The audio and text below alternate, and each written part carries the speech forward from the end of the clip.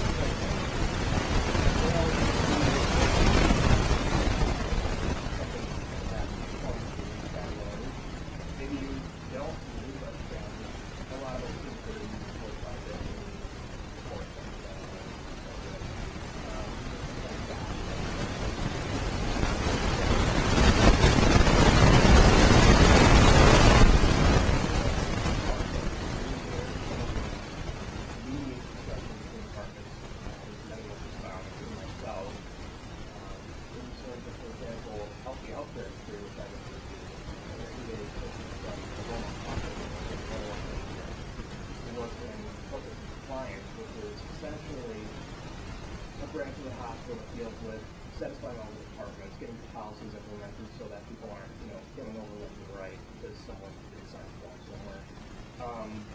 Things like that. And generally you find a more interpersonal relationship between departments, even outside of the organization, just to get things done. You also have things, journalists, department mediator, not quite communicator, but within the department, getting the different people with different skills, different backgrounds, kind of come together, creating a document that emphasizes everything that everyone really wants.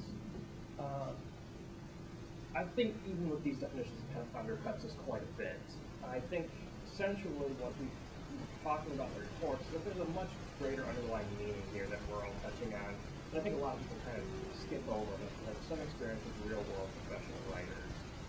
And these are some of the conclusions that I found in our reports, is that a lot of you expressed a need for value of inside knowledge of the department's experience, things at that level, that really help you understand exactly what this is, so that you couldn't really sit down for like 5 seconds and discuss your own professional writing is. It just wouldn't come out the right way. And perhaps something along the lines of developing proper context in writing situations, someone who can meet expected structure, not necessarily constricted by it, but someone who can take a document for, say, children's toys, tailor it around what they need. Sort of not even a press release, but a commercial script, anything really. Something that gets the point across. Someone who can do that effectively, that's a good professional writer. And a word that I thought I was being kind of clever using in my own report, which is weaver, as I found out, no, I'm not clever. It's actually, which I'm very glad to admit, a lot of people also share the same sentiments with. Writers are also thinking of weavers, you're department weavers, you're getting ideas woven together, creating a tapestry of ideas that really come out and articulate exactly what your document is trying to say. So in that sense, I believe that really what we're looking at here is everyone's kind of exemplifying professional writing as sort of a collaborative foundation for action. I think that we really undercut our power when we just call ourselves writers. So in that sense, what really is a professional writer?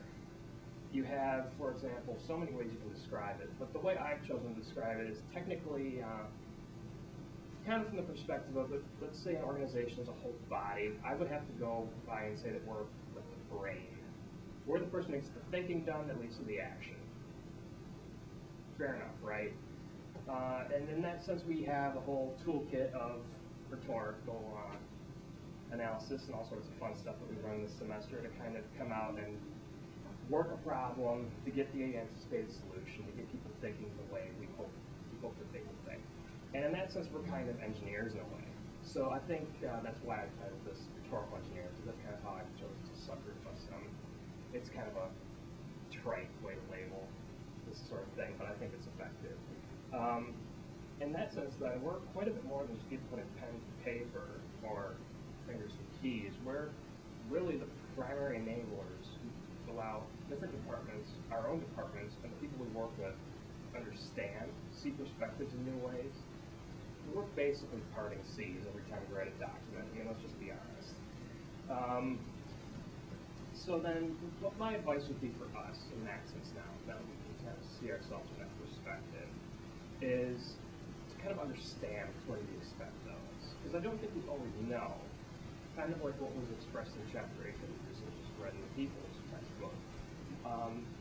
You think you know something in academia, if you go out, you try to get it done, all of a sudden it's a big shock. You don't know as much as you thought you did about tailoring stuff, about working context, about getting and conveying ideas to a needy audience. And in that sense, this is going to be a continuous progression. And something that really stuck with me since my first interview in this class with the instructor, Ms. Melody G,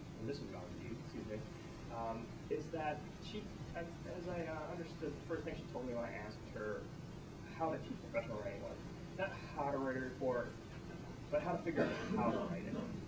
And I think that's really important. And the more and more I was reading and taking this course, the more and more I realized what a valuable quote that was and how true that really is that all of us from different backgrounds, we're not really going to know off the top of our heads how to do something, how to write a grant, how to write a deed, how to write a proposal for a certain scientific research grant.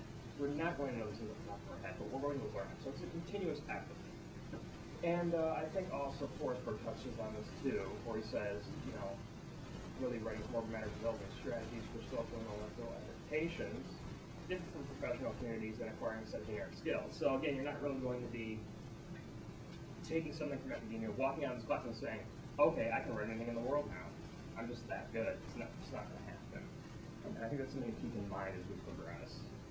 So that's just one of the challenges. But some of the more important challenges here is that with our amount of power that we have, our ability to manipulate people, we have to admit that. We can manipulate people. Is that we have to be expected to understand context from our audience. We have to understand, okay, if I were this person, if I needed to do this research for cancer, if I was the person who had cancer who needed this research to be done, what should I say to a board of financiers? That's something we have to think about, for example. We also have to think about developing the context around the audiences right now in the classroom, but we also have to be prepared to take that out of the classroom. Because again, writing for an audience that demands something or needs something right away is a lot different from writing for someone who says, this is due next Thursday. Or are they even going to look at it and give you a grade for? That's something you have to consider. What am I writing for? Why am I writing? How important is it? And when you're out in the working world, it's important to write in academia, no question about it, but when you're out in the working world, it's even more important to ask yourself that question. How important is my job? What do I need to convey and to who? And when I do this, what's really going to come out of it? And then, of course, there's the Logan McKing quote, which kind of emphasizes this again, is that you're really trying to promote action and inform decision making. This is something you always have to keep in mind. So, essentially, what I have here is I've prepared a handout for you to help you remember a few basic key concepts that you should probably take with you, even in non-academic settings. There are a couple of things here that I've found to be important when you're developing your papers, and a couple of things that I've found to be important when you're constructing it. It seems like typically, there's issues here to play where, well, maybe this won't work for some documents, maybe this will work for others. These are technical things that I thought would work for pretty much any document that you're writing. You have to consider your audience, your context, and your setting, first and foremost. Who am I writing for? Where am I writing this? Am I writing this on a blog? Am I writing this for speech outside? Am I writing this for a boardroom? And then you have to consider how to get them to see it from your perspective, which is the whole point of context. And you have formatting, medium, and arrangement strategies here, which are going to be in the play when you're writing a paper. Should I write this for a website? Am I writing this for a website? If I do, how should I structure the paper so people will read it? If I have long blocks of text that go on pages and pages, are they going on like that? Not a standard HTML pages black and white. You also have to consider, of course, a few things that overlap here, which is the strategy and the purpose. Two things you always have to consider. What's the purpose for writing this? Why am I writing this? How am I going to get to that? So, kind of common knowledge to us now, but I think future writers, anybody who reads those two, can really get really good at working with this types of diagrams. So that's really all I have to share with you today. If there's any questions. Okay, thank you.